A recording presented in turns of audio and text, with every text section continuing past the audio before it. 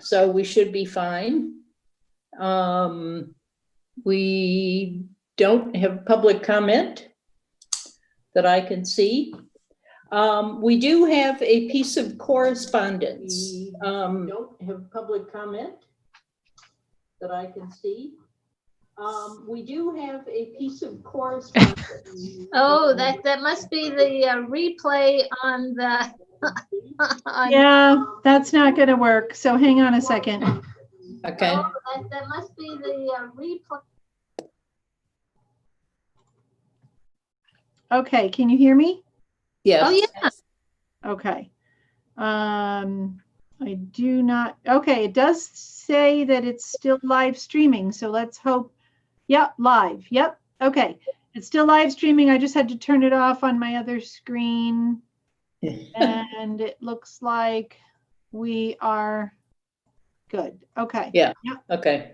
All right. So it's a letter dated March 11th of this year, which we received about on the 16th.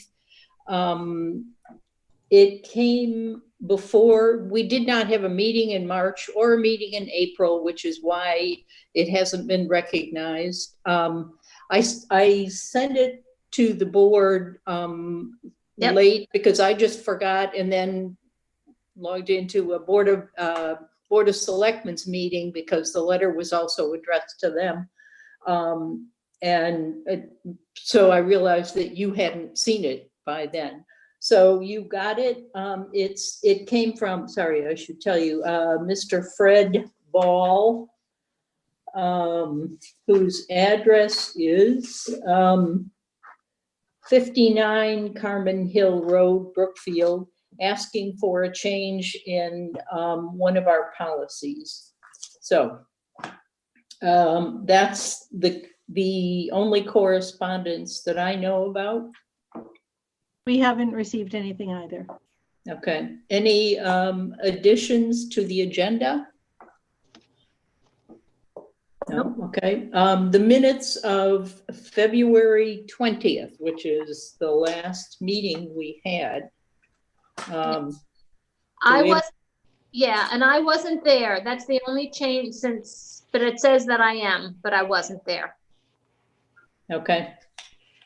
Any other additions, corrections? Could I have a motion to approve the minutes then with that one correction? I move that we approve the minutes of February 20th, 2020. Thank you. A second? Christina, seconded. Thank you. All in favor? On my version of the minutes, it says that Kathy isn't there. Right. Okay. Oh, it does. Oh, okay. The version I had said it looked like I was there. So, okay, Claire, that's great. Okay. And the motion, town website. sorry, the Oh, motion should say February 26th.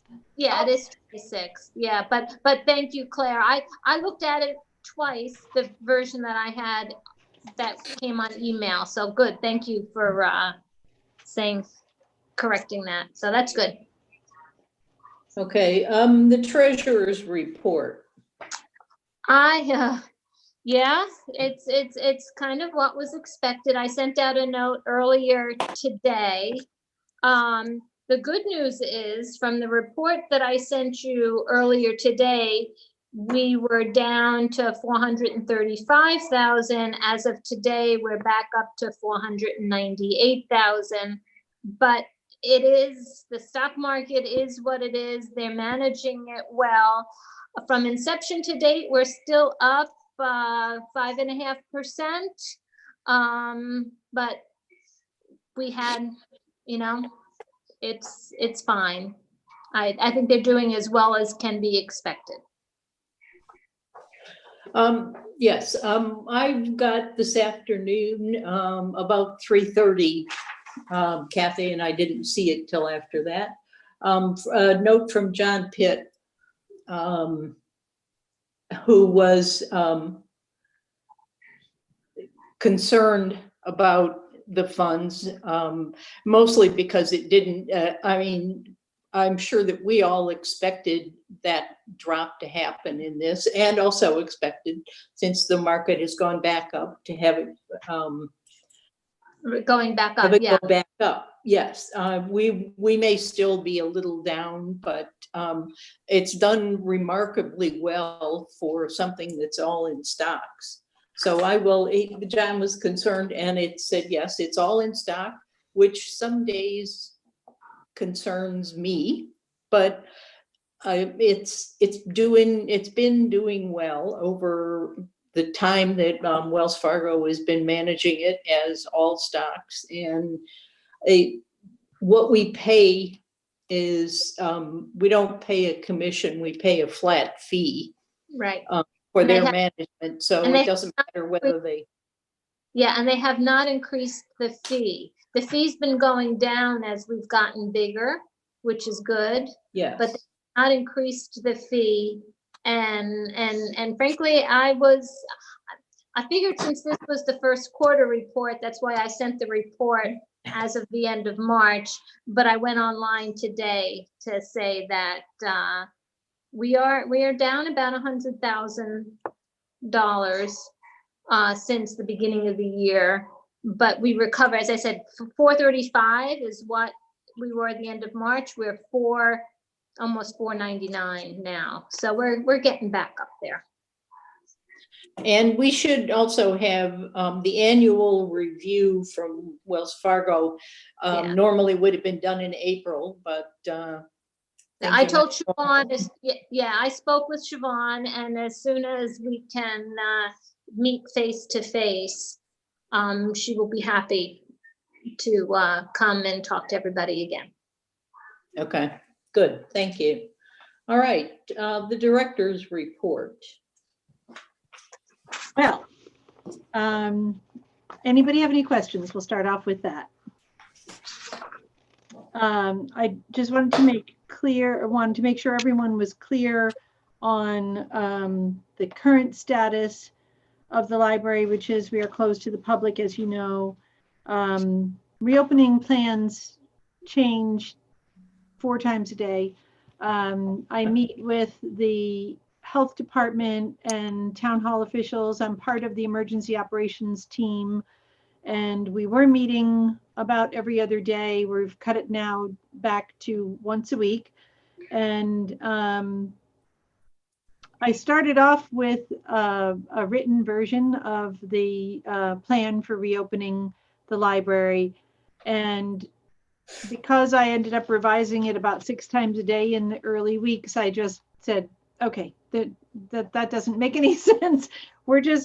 What's happening is we are sort of adapting on the fly. The most important things for you to know are how we're serving the public and what our requirements are and how they're being handled, what the health and safety requirements are and how they're being handled. So how we're serving the public is we are doing contactless curbside delivery.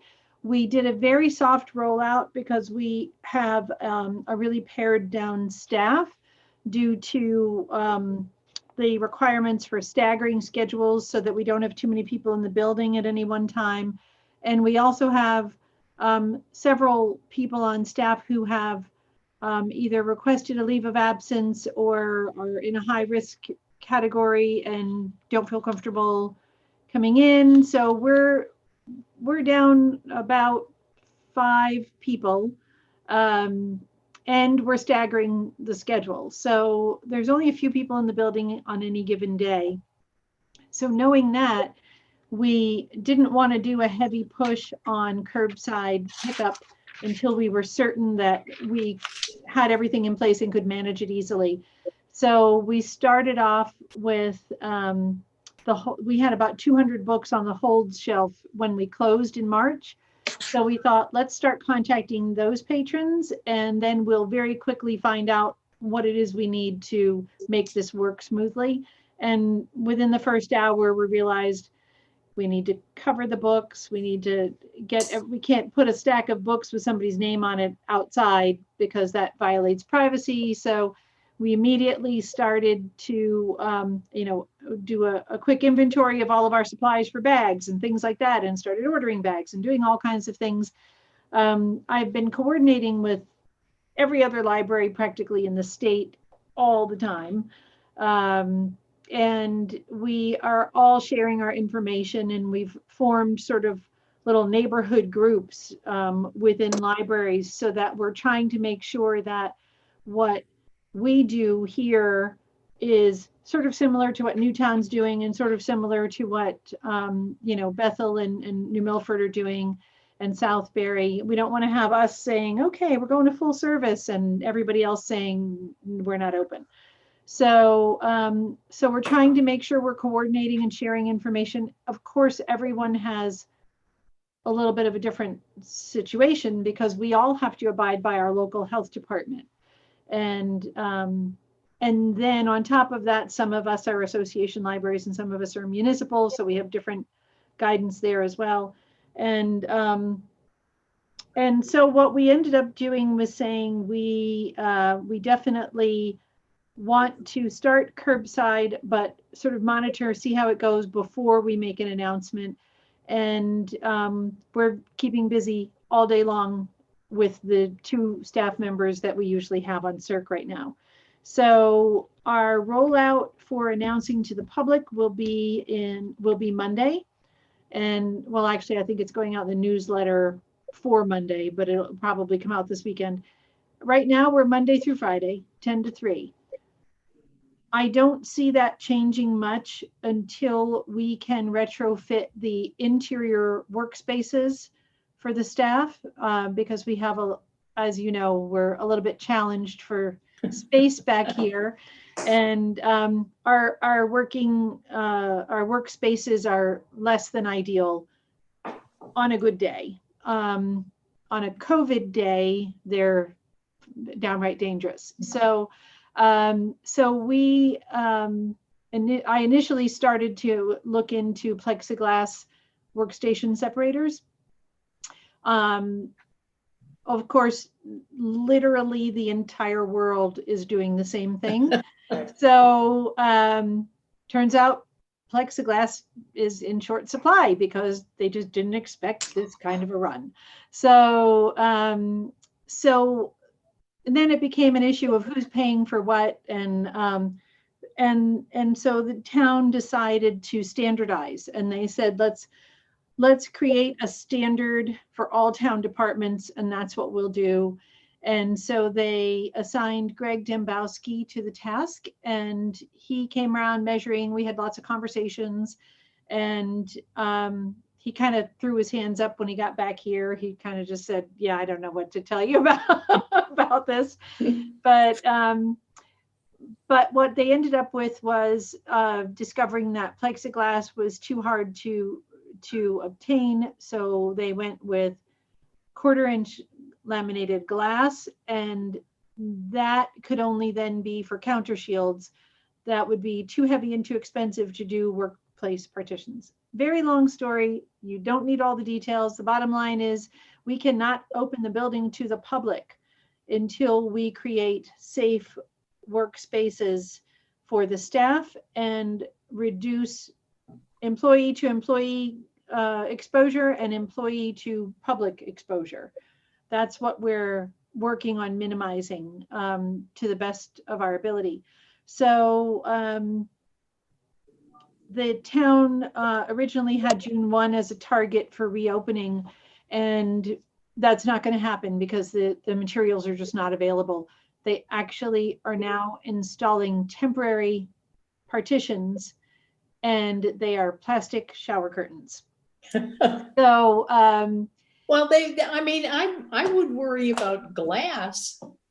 I'm worried about all of it. Well, I'm worried about all of it. There is no good solution. Glass doesn't fall apart, but glass can be dangerous if that. I actually saw the shower curtains at ShopRite. They did it in between the cashiers. Yep. Yeah. The cashiers. They In the just, back, yeah, I heard they did that on the back side because they have Right. the plexiglass where you pay, but on the other side. They had no protection. Right, So you could go, I'll be walking through there and then the cashier's right here. Yeah. Right. And that's definitely less than 6 feet, so. right. Yeah, well, the town actually modeled, they actually sent around the photos of the ShopRite curtains. And that's what they used for a model. And so our options were take the temporary shower curtain option or maintain 6 feet of distance and or wearing masks. And so I decided that each staff member should have their own choice. If they wanted the temporary partitions, we would put them, put on the list. If they didn't want it, then they knew they had the other option of wearing the mask while they were working. So we had a couple of staff members who wanted the partitions, and they started installing them. I think it was Monday at town hall, and now they're being told that they're against fire code and they have to come down. So we're back to I cannot, and I'm only really giving you like this much of what's really, what's going on here. So when people say, why can't you open? It is extremely complicated. And we are working on it every day and basically doing nothing but working on it. So, it's really, we're trying to consider everything that we need to consider. And I actually may end up going rogue and may end up ordering something that is not part of the town standard if I can get the IMLS CARES grant. But I need a minute to actually do that. So I'm working on that, and that has been made available to libraries for COVID renovations and retrofitting. So that's a possibility. So working on that. So there's a number of things that we're doing, but the most important thing is everybody here is okay, and we are adapting, and the staff has gone up an incredible learning curve incredibly quickly on how to master virtual presence. And so our website took about 2 weeks of just constant tweaking until we could get everything sort of working the way we wanted. I don't like the way it looks, but I think it's working. And we're having a huge increase in people asking for access to digital services. So we had a surprise yesterday with an entire 3rd grade class all of a sudden called and wanted a library card because their teacher made it an assignment. So I said, that's good. We'll take that every day of the week. So so there's lots of things going on. Our 3D printer actually stopped running Friday after running pretty much 24 hours a day printing mask adapters for the Yukon Health System. And our 3D printer is very small, so we couldn't print the larger pieces that other places needed, but Yukon Health had a need for mask adapters fit our printer, so we just printed those around the clock. And as of Friday, their need started to slow down, so they told everybody, okay, we're set for now. Good. Yeah, the good thing is we know that, we can sort of marshal all of these resources and pitch in, which is great. So staff status, so reopening plans for the library depends on workstation partitions and who's going to supply the PPE. That's a big issue. We're working on that. I actually bought a bunch of fabric online, and I've been making masks for the staff at home. They gave us a 2-week supply of paper masks, and then after that, it's kind of a giant question mark. So, so we're doing things like that. The staff schedule. Can I ask you a question? Sure. For the mask, I could be wrong because we're a library, I have to look into it, but I'm pretty sure they have to supply the mask. And if they can't, Yeah, so they that, have to pay for anything the staff has to purchase. yeah, that's probably true, but does it work in practice? That's another thing, because I'm battling with the finance department right now, and what they say is, yes, we're supplying the masks. We'll give you one box. And then when I say, okay, so what happens after that? And they say, we can't get any more. So then I say, okay, then I'm going to go and find what I need. Right. And then they say, well, then we're not going to pay for it because it has to come through there's all kinds of. So I'm going to ask for forgiveness as my passion comes a little, comes through on this. This is a public health crisis, okay? Hence the name pandemic, right? So I think, I mean, I can't imagine that they're battling you on mask. Yeah, actually they're battling me on anything that they don't purchase. And I say, well, I want to purchase it then if you're not doing it. And then I want it to go under Reimbursement. COVID expenses. Correct. And, so far they've pushed back.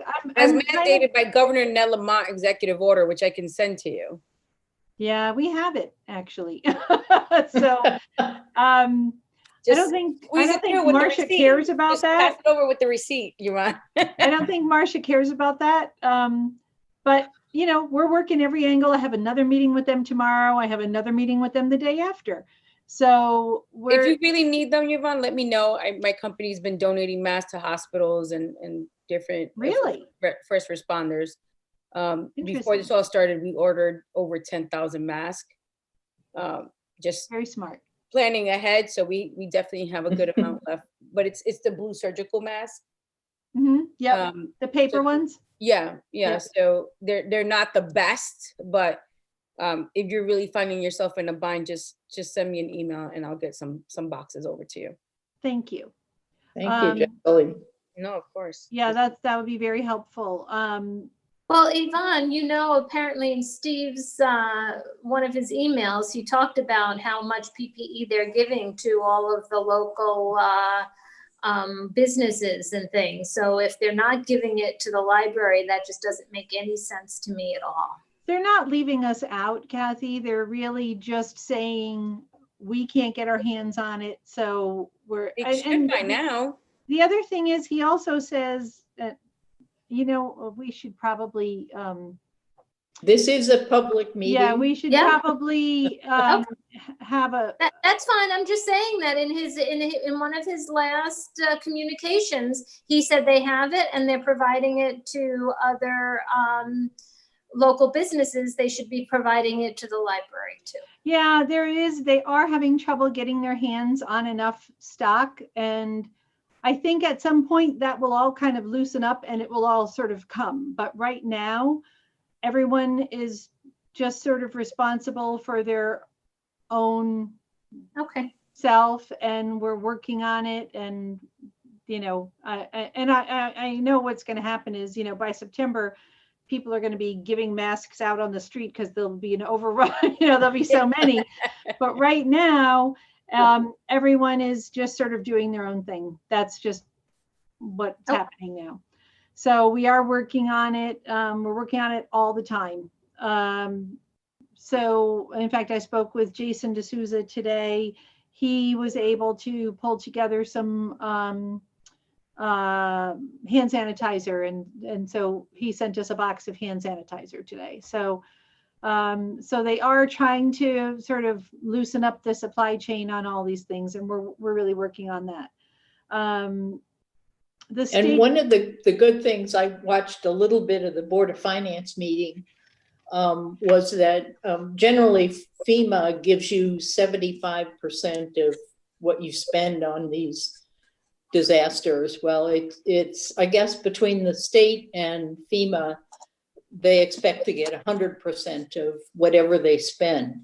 But the problem with FEMA, and that literally may be true. I mean, the hoops they had to jump through to get FEMA money for the macro burst a year ago. It's probably the same thing. You got to keep track of everything. And it can be a real burden to the town to do it. But on the other hand, we have practice. We know how to do it now.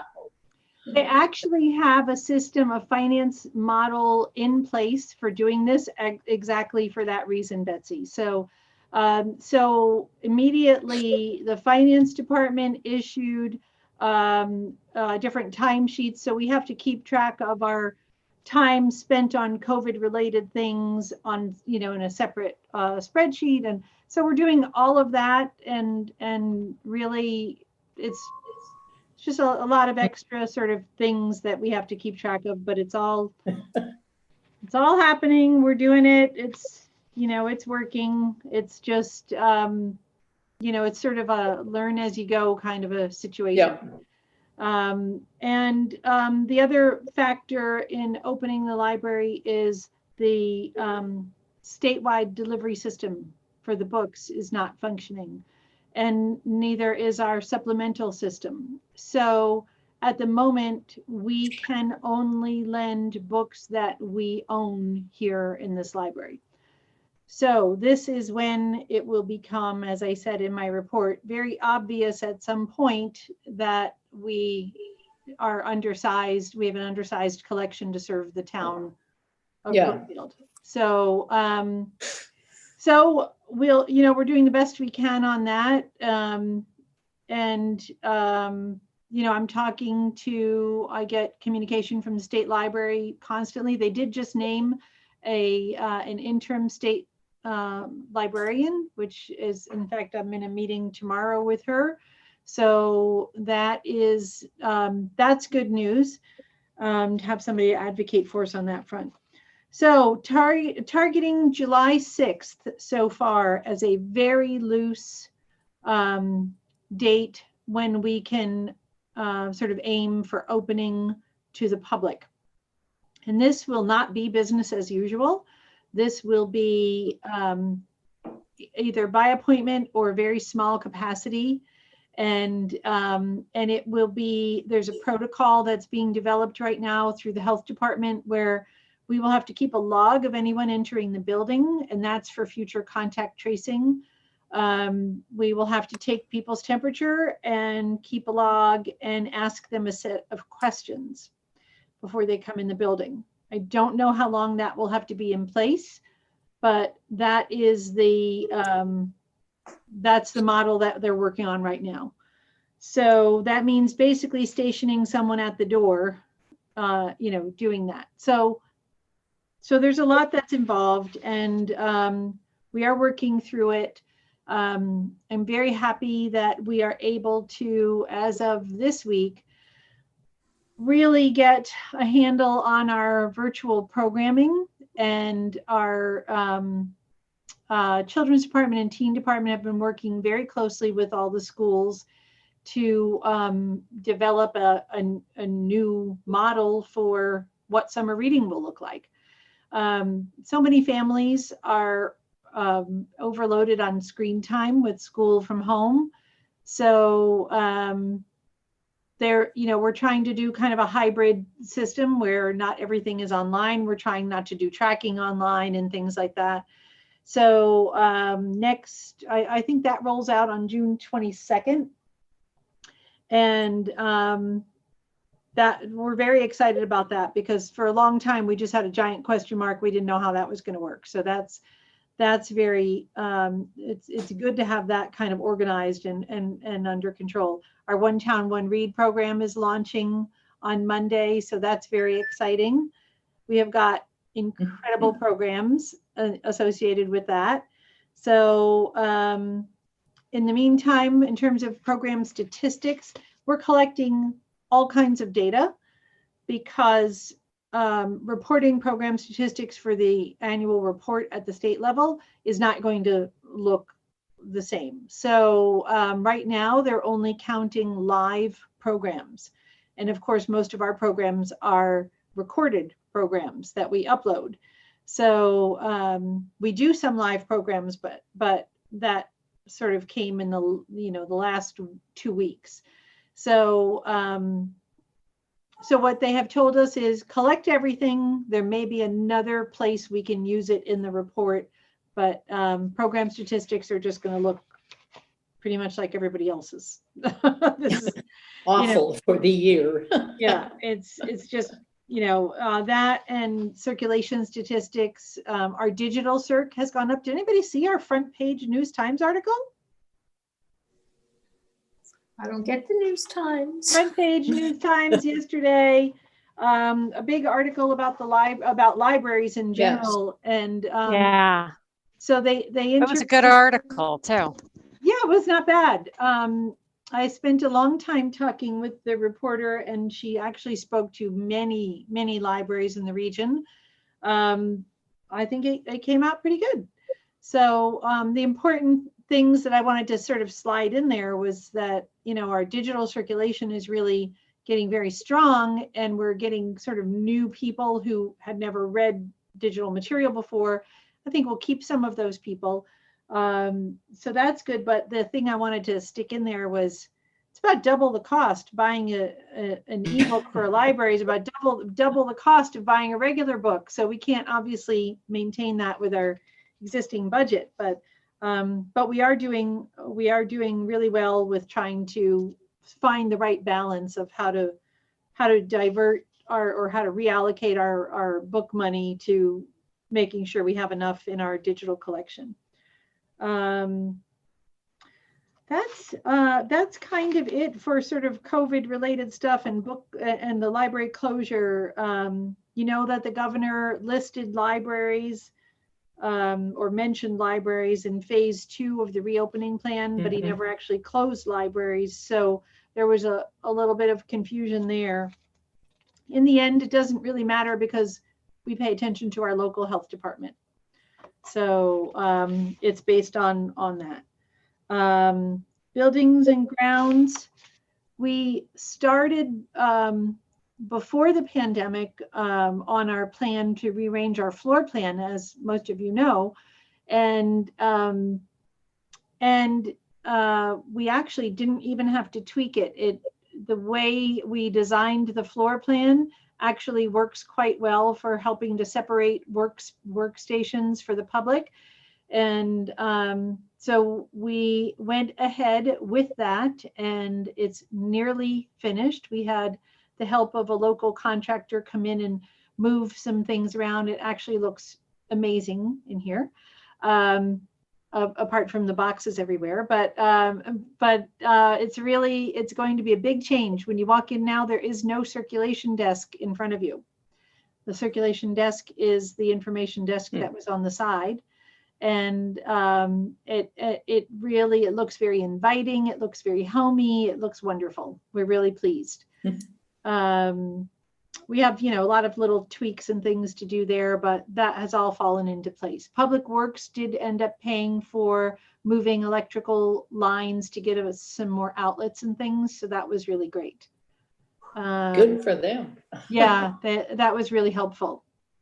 Let's see. General library and staff, our passport acceptance facility is on hold indefinitely, obvious reasons. Our fine-free model is also sort of, kind of happened organically. We're not charging fines, and I don't really see bringing them back right now. No one's charging fines right now. It's just not, it doesn't make sense. We're actually doing everything we can to extend people's ability to, return books. So charging fines is not, I don't see that in the future, in the near future. We're filling 2 positions at the moment, a circulation assistant and an adult services. And we have a logo update. Can I show you? Sure. Basically, we have decided, I don't think we're even going to tweak it anymore. I think we've tweaked it as much as we can, but these are our logos. Are they backwards for you, or are they fine? No, they're fine. This is the one that we chose. What we asked for was, we loved the books. under the B. Mhm. And the swoopy Y, we asked for that to be turned into a plug. So then they gave us these plug ideas. And we actually like this one the best. And then we asked for it in blue. So that's what it looks like in blue. Great. And so what we think that really says, I mean, why, actually, before I tell you what I think it says, anybody have any comments?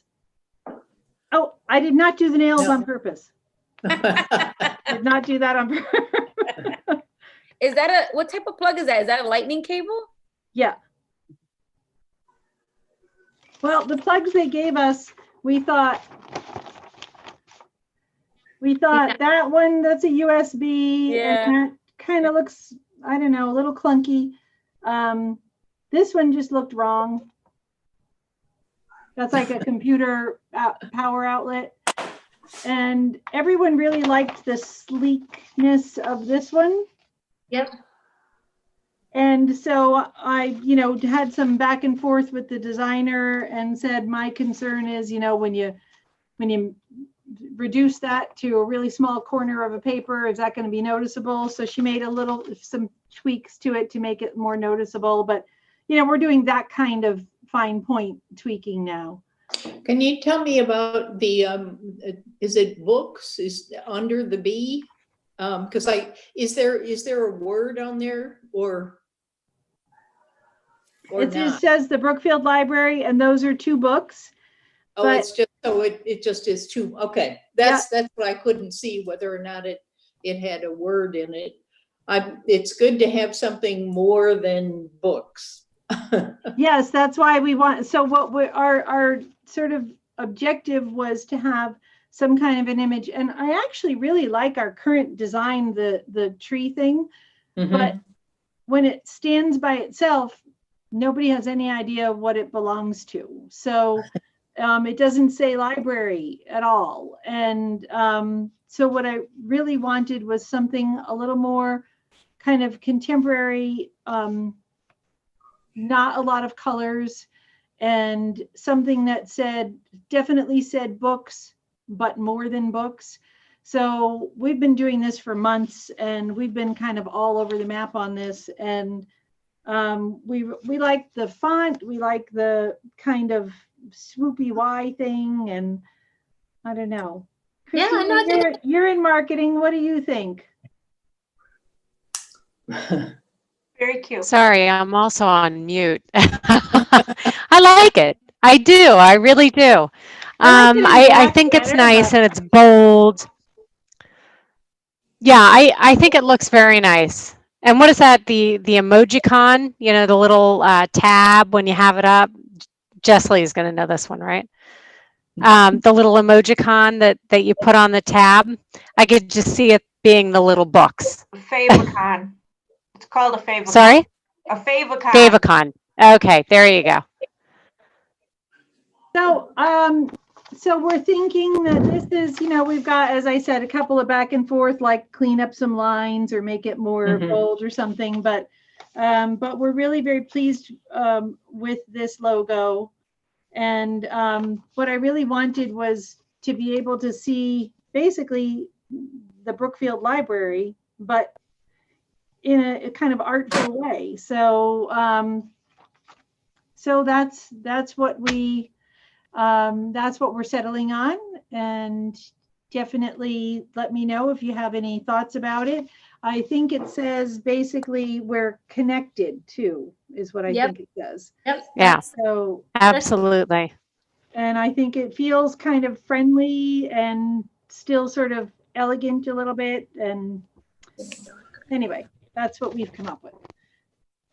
Sometimes you just have Very nice. Sometimes you just have to do things like that to break up the, the rest. Okay, anybody have any questions I had questions about the cleaning. about the what? The cleaning, Yeah. and I'm sorry to keep beating a dead horse. No, I was going to mention that as well, actually. Because it was a problem before, Mhm. and now with all the CDC recommendations, what does the town have planned for the library that is serving the public once we open?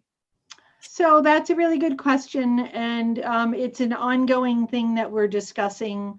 We are very aware of sort of what needs to happen at the moment. There's not enough staff to really do anything different than what we're doing, and so we are all responsible for, if we share any surfaces, we're sanitizing and ourselves, and that's really where it is right now. I hope that will change in July, and we have a plan for it to change in July, and it will be part of our reopening plan. So we also have to wait and see what our budget ends up being on the 4th. So if it turns out that that the upcoming budget will keep the funding in there for additional funding for maintenance, that will be helpful. So so those are our plans, and we definitely know what we would like to have in terms of sanitizing, but it's an ongoing battle right now. We're just all being very careful. We're also looking at some products for keyboard covers and things like that. I've been talking with Jen and trying to brainstorm how to deal with the circulation desk for everybody shares computers there, you know, and how are we going to deal with that? So we started looking at disposable keyboard covers and, you know, can we plug in some laptops in it next to the others and everybody has an assigned station? We're looking at all options. And the last option Jen just came up with was maybe we just assign a keyboard to each person and they come and plug in their keyboard when it's their turn at the circ desk. So we're looking at a lot of options, but it's not feasible to wipe down the keyboard every time someone touches it. It just doesn't work. Doesn't work. So so right now we're kind of toying with everybody gets assigned their own keyboard and they keep it in their, you know, staff drawer, and that's their keyboard and they plug it in. So that's what we're looking at. It's pretty much changing every single thing we do. pretty much. Any other questions? I don't have any questions, but I have 2 comments. First of all, I have to tell you that my 6th grader has been doing the Sherlock Holmes thing, and he looks forward to it. He was hovering over my shoulder. Is it time? Is it time? And I'm like, oh my God, these kids are starving for interaction with other children. And I think it would be really fantastic if we had a way to do more of those kinds of programs, especially the summer. If we're not going to be able to do camps and that kind of thing. And then my second comment is about the ebooks. I am an avid ebook user from the library. I always have my 10 holds in Libby maxed out, and I'm flying through them. Like, I can't believe how quickly people are reading. I keep having to put a new hold on it or, like, you know, postpone it, because I'm like, who's reading so fast? Usually it takes a long time for me to get my books. And people are they're devouring books right now. It's crazy, which is fantastic also. So I'm just so happy that we still have the library as a resident, as a board member, as a resource for our community in this time. Like, it's really, really important. And as an adult and as a parent, it's just awesome. Really awesome. Well, and the other thing I'll tell you about the ebooks, Leslie, is we have in our Overdrive system, you have to wait in line, as you know, for the ebook because it's one user at a time. And so the ways that we have to work around that are we have ebooks in Hoopla. So if you, if there's a book that you want that happens to be in the Hoopla catalog, of course their catalog is much smaller for ebooks, but if there's an ebook that you want and it's in Hoopla, it's simultaneous users, and so you don't have to wait. But the other thing that we did, and I was sort of referring to this earlier when I was saying that we were reallocating our book budget to cover ebooks, the other thing we can do is buy what's called an advantage copy of an ebook, which means the Brookfield Library owns it as opposed to the consortium. And then it goes only to Brookfield Library patrons. And that it's still one user, but it will circulate faster because it's only going to our own patron holds. So the problem, of course, is that, just for one example, a book that we put on our advantage copy list, $50.24. The same book in an actual physical book was $22. Yeah. So, and there are some ebooks that are over $100. That's great. So, yeah. So that's obviously not something that we can sustain, and but we are definitely checking. We're actually monitoring it practically daily and shifting our resources to accommodate it as best we can. So thank you for bringing that up. Anybody else have any questions? Kudos to the bear hunt. Yes. My bear is still out there. I think They're everywhere. They're everywhere. Animal has gotten at it because I had to, my house is pretty far down, so it's on a rock wall. It lost one ear and then it lost another ear. But I actually saw one time, and people must have been on the hunt because they stopped and they slowed down as they went by where my bear was. So I think Debbie did a great job with that. She really did a great job with that. And actually, we've had only positive comments and feedback on that. Our One Town, One Read project is I think going to have a similar kind of feel. Right. It's a family-friendly classic American novel, and we've got a town-wide scavenger hunt. Oh, fun!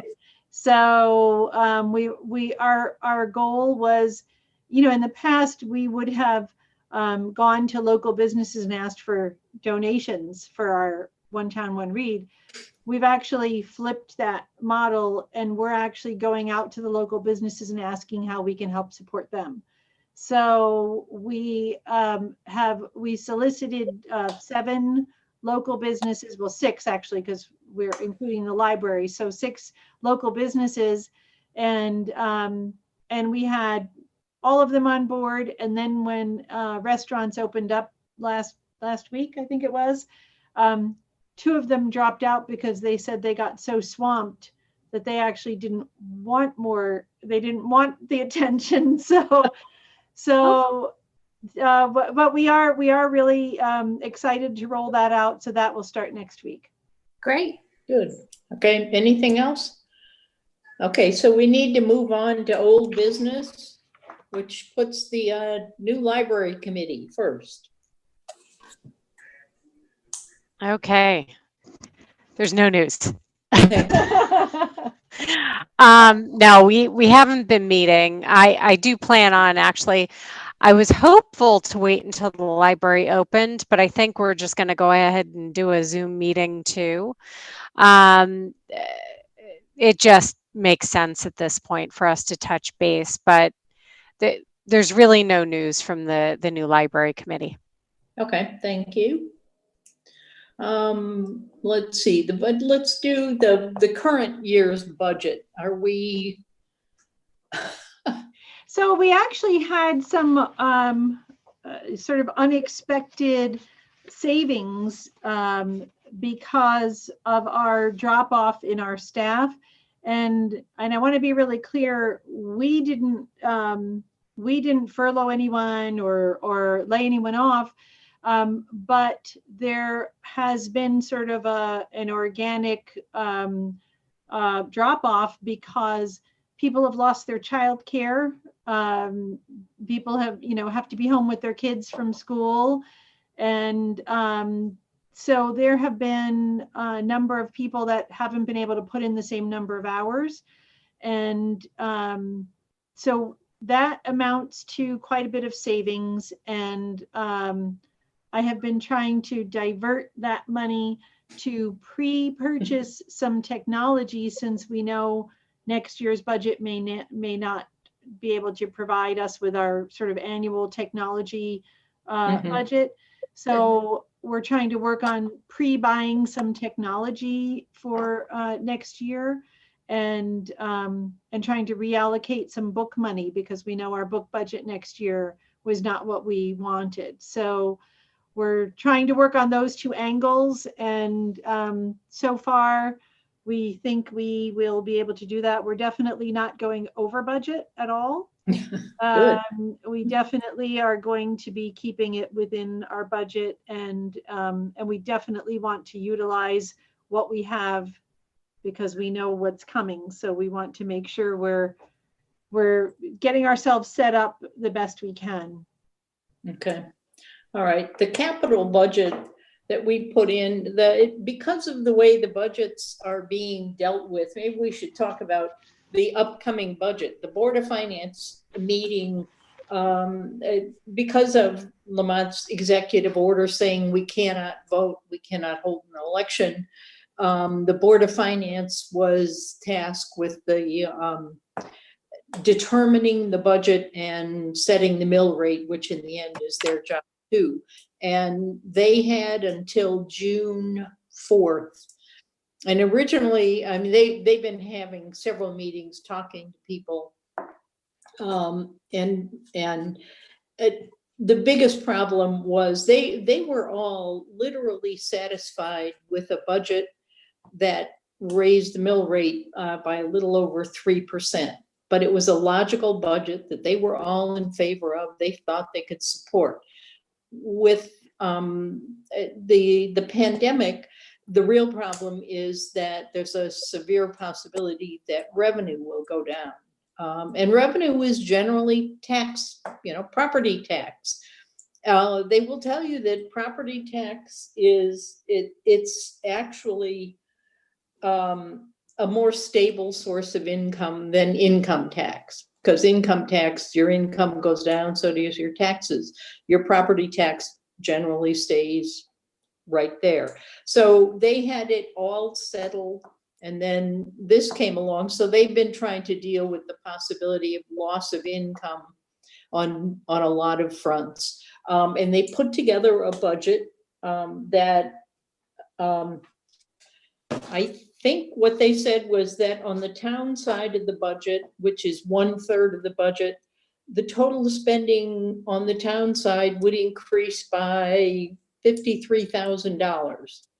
Horrendous cut.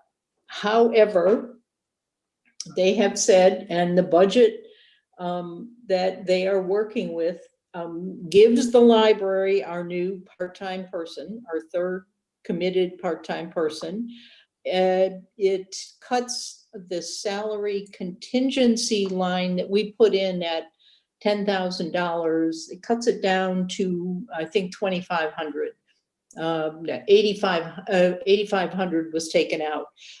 We don't really have any way of knowing what's needed, and if something is needed, we'll simply go back. And they recognize that that's going to happen to a lot of people.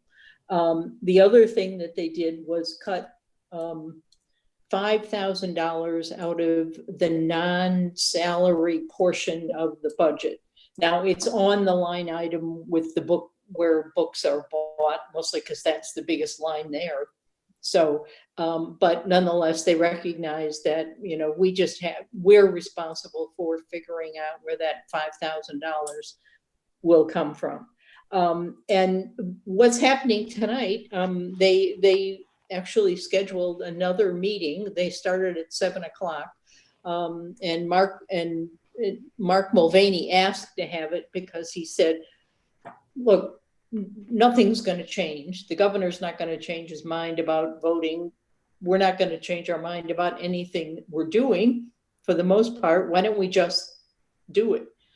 They were discussing some perturbations in the Board of Ed budget that I don't think raises or lower it, but it's much more complicated than I've ever been able to understand.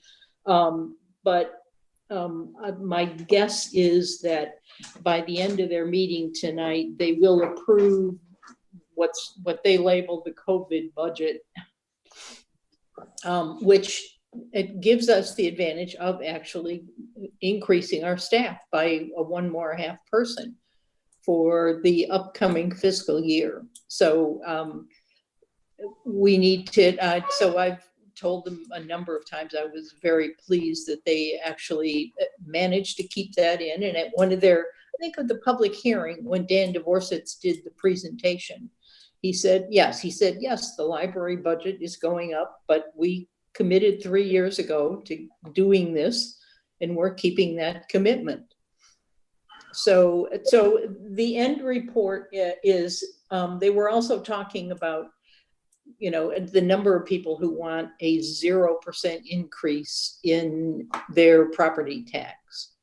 And what they did was contact all of the towns in Fairfield County to see what they were doing. And a goodly number of them, with no increase in their budget, are using their unallocated fund balance money, which is the amount of money the town has to keep for disaster, basically. And it's expected to be about 10% of your current budget. And we are, at Brookfield is back up to that. And they were, both the Board of Selectmen and the Board of Finance do not want to use that money. The amount of money in that fund and the percentage it is what, when you go out to bond things, that's what determines how well you're rated in financial terms. And so they don't really want to spend that kind of money when we're looking at, either now or in 2 years, borrowing $63 million for a school.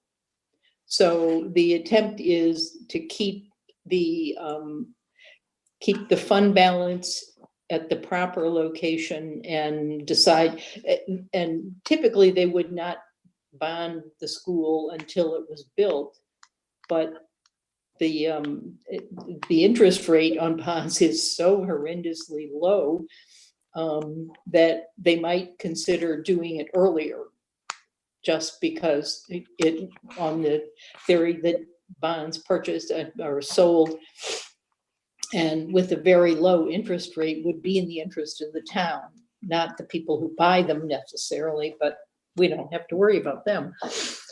So I'm hoping that is what will happen, that we will wind up ahead by 1/2 per person and down in our expenditures, and have to figure out where we're going to deal with that. And I guess the end goal is that the mill rate will increase by 1.76%, I think. So it will be a small increase for everybody.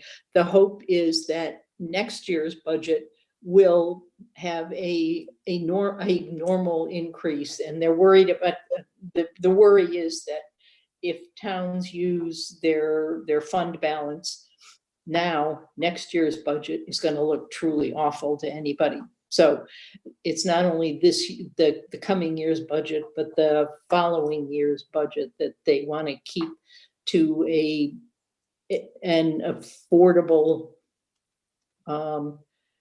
increase or an affordable actions. So that's, as far as I know, that's what will be approved as the budget. So So that's where we are on, and oh, the capital budget is being dealt with separately because the governor's executive order didn't say anything about capital budgets, which so they are going to go through a process of having to have a town meeting, a public hearing, and then a referendum. So we are going to have to vote somewhere along the line, perhaps. As far as I know, in the capital budget that they're considering, although they haven't done a whole lot with the capital budget while they worried about the other part of the budget. There is still the money to the $425,000 to do all the windows and doors. Some supplemental money so that they can do ADA compliant bathrooms on the lower level of the library. And is that it for what we asked? The security cameras, I think I don't know. I'm not so sure that the security cameras haven't disappeared. But we'll see. That was sort of an outlier that they put into our budget. It would be good. I would appreciate having them, but it was what, $20,000, I think, close to that. So, but and the reason for that is because the police department had recently had their security cameras and updated, and they wanted to make sure that ours were compatible. That's why they wanted to do it now.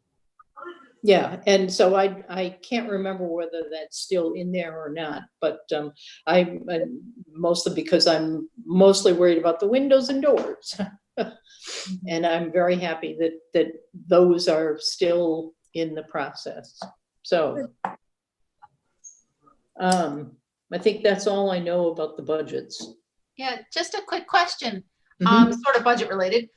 Are the Friends going to be able to have any type of book sale this year? Probably not.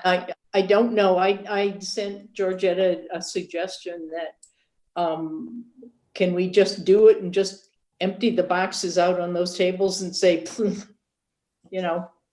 here it is. I didn't get a response. I have to go back and ask her again. Yeah, it's gonna, I mean, income is the biggest problem in nonprofits of any kind in municipalities, and everybody can budget expenditures really well. And people fall down, and I've probably been one of them on revenue. I mean, the library is going to lose whatever resources that the Friends could put together. Fines are a revenue that gets listed for the library. Passports were to make up and increase the revenue of the library in the face of the loss of fine revenue. That won't happen, mostly because we're just behind. And for international travel is not going to be the driver that everybody thought it would be for some time. So it will pick back up, but revenue is a severe problem. Newtown just canceled their annual book sale, and that's the largest one in the region. So, and that was about the same time as our book sale. It was a couple of weeks difference. Yeah, I haven't seen any. I know Danbury is still collecting books, but theirs is not till October either. So, well, we're still collecting whether we want to or not. Do not. There's all sorts of books out there. If you need a book, let us know. Yeah, we've put signs up saying, "Can you please hold your collections until we have a chance to sort through them?" And people move the sign aside and shove their book in there. Yes. I have boxes of books for them when they're ready. I'm not over yet. Yeah, so we'll have to see what happens with the Friends and see what they can manage to do. Okay, let's see. Oh, the center school use committee is still meeting, although I missed the meeting last night. But we are getting towards the point where we'll write a report and make a recommendation to the town. Actually, the biggest problem, we put together lists of possible users of space at Center School and didn't get a lot of response. Out of the larger things, obviously, the town, Parks and Rec, the library, and the Friends and the Library Foundation got included, and some sports programs and the Boy Scouts and Girl Scouts. But beyond that, there was, and so we're still trying to mop up, contact a few more people, see if they want anything, and then make some kind of recommendation to the Board of Selectmen. So, let's see. Oh, the other thing, the director review process has been on here. I think we are going to skip at this point in time to the point where we asked Jessely if she will help draft a review of the director. The only person in the library that the board does a review on is the director. So Jessely will do that. She will feel free to contact all of you for your input and see where we go from there. Okay? Okay. All right. I think we're coming down to, let's see, the 5 year. I think we're going to postpone the strategic plan once again. Yeah. On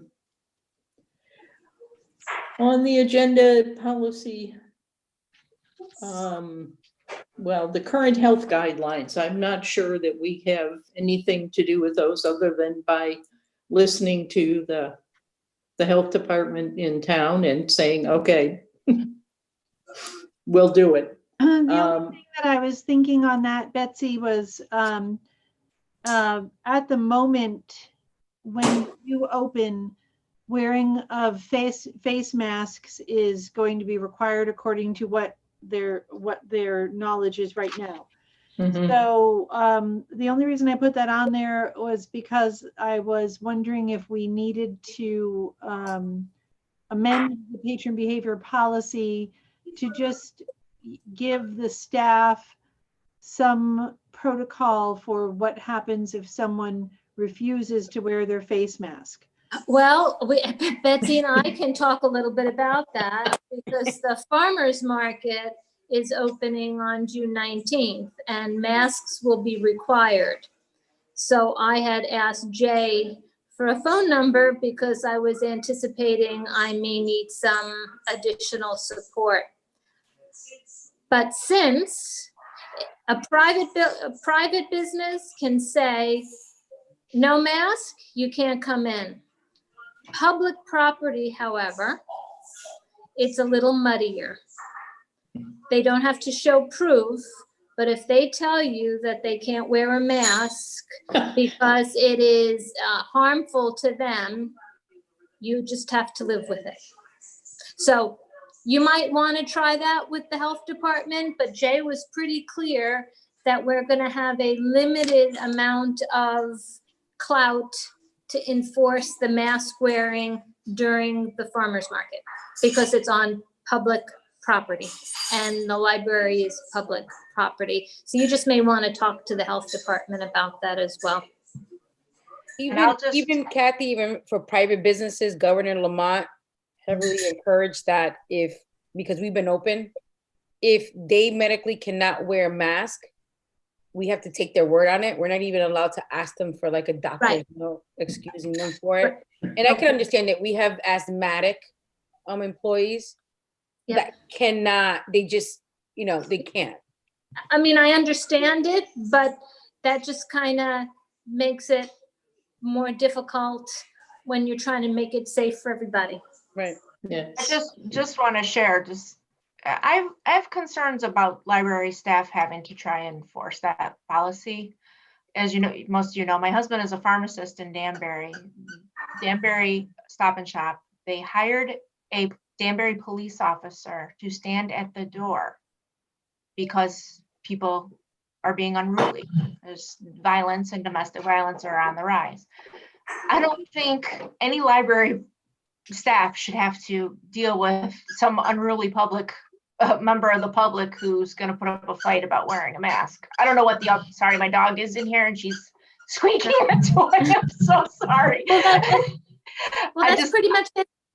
That's why I was saying there's nothing you can do. You can say masks are required, and if they say, but I can't because I have a medical issue, that's the end of it. Yeah, I don't think, I don't know what the answer is, but I don't want to see there be an issue where someone is getting spit in their face. That happened in Newtown. People are, violent. People are pulling guns on people. Like, I mean, it's crazy. So I'm a little leery about, I think, we have to have rules and we have to do things properly, but I just don't want anyone to put themselves in danger. I don't, yeah. I mean, I think those kinds of issues come up with almost everything in the patron behavior policy. I mean, fundamentally, we have to rely on the staff to handle things as well as they can. The final resort is calling the police, but we have to come up with some way of having the staff know that there are things that they can do. They can say, and if we have disposable masks, say, here, can we give you a mask to wear? This may be lighter, and you may get people who do it. When we talked to Jay Purcell, he said, and Jessley's right, if you say you have a medical reason for not wearing a mask, there are people out there who are not going to even know that would get them a free pass. They just won't wear a mask. And I honestly don't know where the line is, where the staff is not enforcing the laws. They are enforcing the policies we have. And I don't know. I mean, if we look at the patron policy, there are certain things that patrons are not supposed to do. And we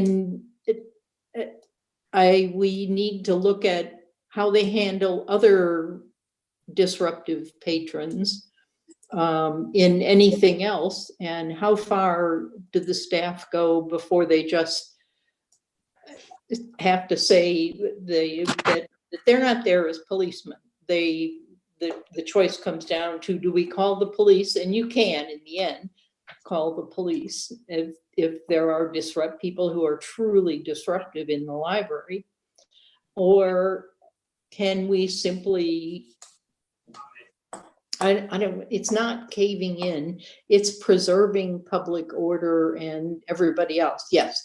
I mean, I cannot, this woman who in the Big Y in Newtown spit in the face of somebody who was walking the wrong way. You want to say, why would you do that? That's not worth it. And I don't know how the staff feels about it. But I'm not quite sure how they feel, if they're trained enough to deal with other instances of not following our policies. Well, it's definitely something that we talk about a lot. And at each one of our staff meetings, we usually pick one policy to sort of go over and discuss to make sure that everyone is clear on it. Part of our reopening plan includes a thorough training for the staff so that they're very clear on what protocols have to be in place. There's two comments about what sort of recourse the staff might have. And when I talked to the emergency operations team about this issue and said, sort of what can we do to ensure the safety of the staff? And there is some thinking, and Jessie, I don't know if this is something that you already have delved into or not, but there was some discussion with the health department and the emergency operations team that if somebody does claim a medical exemption for not not being able to wear a mask, that we can offer to make an accommodation so that that person can have the use of the library, like by appointment, where we won't have exposure for other people. So I'm not sure if that was sort of brought up as a possibility. Yeah, that was brought up. I think that's a great idea, Yvonne. That's not in Governor Lamont's strategy, but Yes. I think it's a great idea, even having like special hours as they do for people with underlying issues at the grocery store. Right, right. You know, if these folks want to come in from X to X time, just so that they don't get ridiculed by just the regular public, not even just staff. Right. You know, you don't want to be in a situation where you're breaking up a fight in the library. And the other issue is that if somebody comes in without a mask, the mask is, this is according to our health department, the mask is a replacement for 6 feet of distance. If you maintain 6 feet of distance, according to the health director, you do not have to wear a mask. That is what our health director has said. So I would challenge that. Based on CDC recommendations. They're telling all businesses mask and, well, CDC and Governor Lamont, mask and 6 feet apart, not and or 6 feet apart. It's and 6 feet. So social distancing, at least 6 feet apart, and a mask. So these are things to think about for patron behavior. It may be impossible to discuss right now until we see what the protocol is actually going to be in June, or July rather. But it's something to sort of keep in mind. And Jessie, if you have anything to share, I'd appreciate it. Well, and by that time, we'll have some experience with the farmer's market. We open June 19th, so we can share that part with you. Okay. But we really need to go back and look at, it's not just this issue of masks. Right. It's any kind of disruptive Behavior patron we have. You know, how is the best and safest way for everybody to have it dealt with by the staff and this, because it's the staff and everybody else who is in the building. And how much can we, how much are we going to be able to control things? And yeah, it's not going to be easy. And in the end, I guess I probably would not call the police for somebody who said, I have a medical issue, I'm not wearing a mask. But I beyond that, I just think we have to consider it carefully, but not consider that it's such a different question than we've had before, of how we deal with people. And yeah, I think in my mind, the only difference was not if someone was being disruptive necessarily, because I think you're right, Betsy, Mhm. that is sort of covered already in patron behavior policy. But if someone just isn't really causing a disruption, but just saying they're refusing to wear the mask, and they're not causing a disruption, they're just saying that and they just continue on and walk in the library. So really that was the thinking behind adding this as a potential revision for our policy, was just something like, patrons have to abide by current local health department regulations, or something like that. Well, I mean, I'm certainly willing to look at suggestions, but it needs to come with, that's unacceptable behavior, I guess is what it's labeled in the patron behavior policy. is not abiding by those health regulations, which doesn't give you much more than, okay, what happens if that's true? How do we deal with it? So putting it in the policy is not a bad thing to do, but the bigger issue is what are we going to do about it if and when it happens, because my guess is it likely will. So yes. Okay. All right, is that it? So I welcome if you want to consider, drafting something, but also thinking about what it is we can do and keep the staff on track and safe and keep the rest of the patrons who are there safe. Okay, we have a couple of things, new business. John Pitt has asked to not continue serving on the library board. So this one goes to Mary Capiello to find a candidate. I asked John, as I asked all board members who desire to leave, to not resign until the library is prepared to put a candidate up in replacement, so that we can get the kind of person we want. So I think we are looking for younger people. Those of us who are too old to be outside these days. A male. John is a Democrat, so we can fill it with a Democrat or. He's unaffiliated. No, we finally did decide he was a Democrat. He switched? Are you sure? I guess. Okay.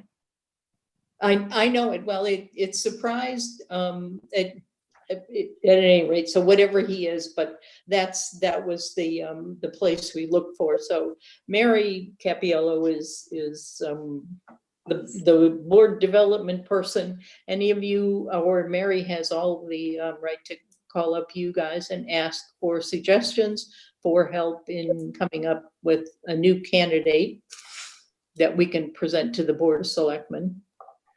Can I just ask a question? Because Sure. This is not my understanding of how it works. As far as, when I got appointed, I was recommended by the Democrats, and that's my understanding of how it works for all the commissions. So I'm curious why we do it differently. Well, let's see, it's in the bylaws of the library board, which we are allowed to do that. And it is, you are, yes, Leslie, you were a surprise, a good surprise. But we have always recommended to the town and to the Board of Selectmen someone by name that we would like appointed. We always say to people when we are nominating, the Republican Party in town has been much stricter in saying that they wanted to interview the person, and that's been done. Alice Carolan is the last, I think, Republican appointed, and so when she agreed, we wanted Alice, and so she went before the vacancy committee of the Republican Party. That in most times that we know about, it hasn't been necessary. The Democrats haven't insisted on interviewing all our candidates, so they've just allowed us, when we put forward a name, to let it go, because no, I won't say that. So yes, it's the way the library board has always operated in conjunction with the Board of Selectmen over a period of years. And we've been very happy with it. It's gotten us good candidates who are good supporters of the library. Okay, anything else? I have two announcements. The first one's fairly sad. I don't know whether any of you, I know Christina said she did. Natarajan Nellachari was a member of the library board from 2015 to 2017. And in early May, he had a son who was 20 years old who committed suicide. Oh. And so Natarajan stayed on the board for only a couple of years because his schedule got to him, and so he had to leave the board. But as far as I know, he's always been a supporter. So if I don't know how many of you knew him or just knew him from town, but that's always a sad thing to have happen. So the other one is